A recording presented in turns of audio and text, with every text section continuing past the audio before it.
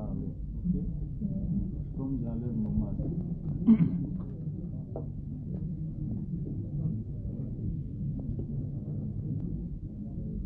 On peut y aller?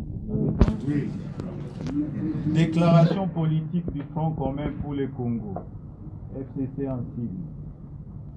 Réunis en session extraordinaire ce lundi 7 décembre 2020 et après avoir suivi les discours du chef de l'État sur ses consultations initiées le 2 novembre 2020, la conférence des présidents des partis et regroupements politiques du FCC fixe l'opinion sur ce qui suit.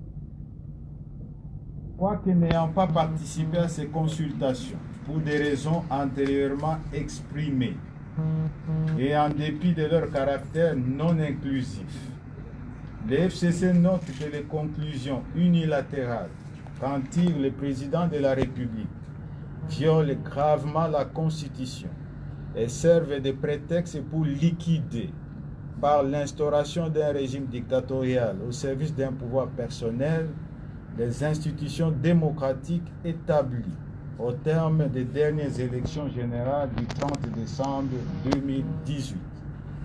En effet, 1. La désignation d'un informateur là où existe un gouvernement de plein exercice, soutenu par une majorité confortable, est une violation flagrante et intentionnelle de la Constitution.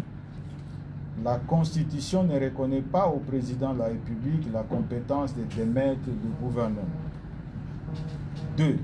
Le FCC rappelle que dès la constitution de la coalition, constatée par le communiqué conjoint FCC-CACH du 6 mars 2019, il avait une majorité absolue issue des élections de 338 députés nationaux sur les 500 qui composent l'Assemblée nationale, à laquelle se sont juste greffés 47 députés du CACH.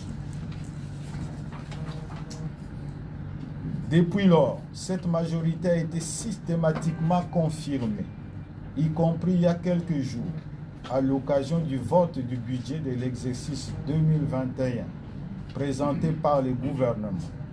Dès lors, nonobstant les multiples actes de corruption avérés à l'endroit des députés nationaux opérés par le CACH, affirmer que cette majorité s'est effritée est sans fondement et contraire à la Constitution. 3. Le gouvernement reste soutenu par une large majorité qui vient de démontrer à travers le vote du budget de l'exercice 2021 qu'elle est au service du peuple. Il revient plutôt au CACH de tirer toutes les conséquences de la décision de mettre fin à la coalition annoncée par son autorité morale en se retirant du gouvernement central et des gouvernements provinciaux auxquels il participe, ce qui entraîne d'office la cohabitation. Cependant, le FCC rappelle que la finalité de l'accord de coalition signé par l'autorité morale du CACH et l'autorité morale du FCC était la paix, la stabilité et le développement du pays. 4. Justifier les projets prémédités d'une dissolution de l'Assemblée nationale en dehors de toute crise persistante entre le gouvernement et l'Assemblée nationale, en prétextant d'une prétendue divergence entre ces deux institutions autour de la question de la prestation des serments des nouveaux juges nommés illégalement à la Cour constitutionnelle, alors que par ailleurs, le gouvernement et l'Assemblée nationale avaient le même point de vue sur cette problématique. C'est non seulement falsifier la vérité, mais aussi une tentative de violation grave et intentionnelle de la Constitution. 5. La menace de dissolution de l'Assemblée nationale constitue une intimidation qui n'a pas lieu d'être dans une démocratie, étant entendu par ailleurs que les conditions de cette dissolution, pourtant clairement définies dans la Constitution, ne sont pas réunies. Qu'à cela ne tienne, si le président de la République estime qu'il y a matière à contestation de légitimité des députés nationaux, Le FCC rappelle que ces derniers et le président de la République sont issus des scrutins combinés et que cette problématique induirait logiquement l'organisation des élections générales anticipées à tous les niveaux, présidentielles, législatives, nationales et provinciales. 6. Le FCC dénonce de la manière la plus ferme l'usage abusif, flagrant des moyens de l'État par le cash, justice, services de sécurité, police, argent de l'État, en vue de faciliter la confiscation des libertés publiques et l'exécution d'un coup d'État constitutionnel. Il rappelle que la dispensation politique actuelle est issue des urnes et que les libertés fondamentales d'expression et de mouvement qui sont constitutionnelles ont été conquises de haute lutte.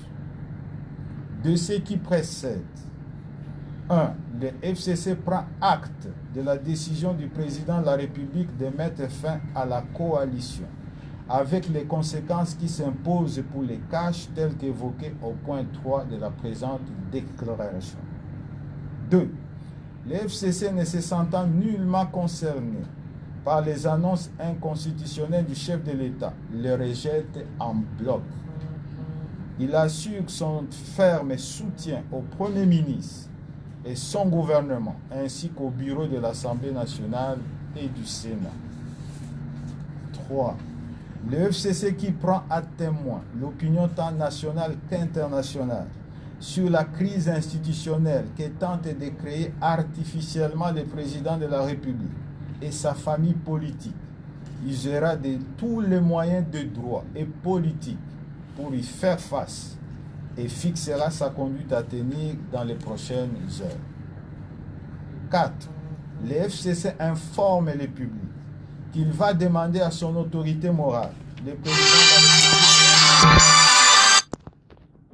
Le FCC informe le public qu'il va demander à son autorité morale, le président de la République honoraire, son Excellence Joseph Kabila Kabange, de donner sa part de vérité afin d'éclairer l'opinion sur la situation politique du pays ainsi créée par le président de la République.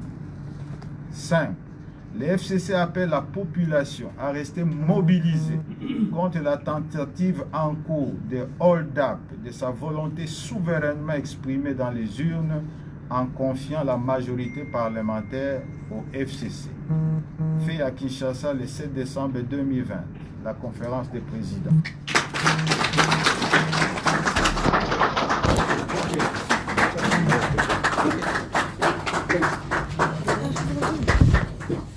Voilà, merci beaucoup, chers amis de la presse. Si vous le souhaitez, vous pouvez attendre dehors pour des interventions.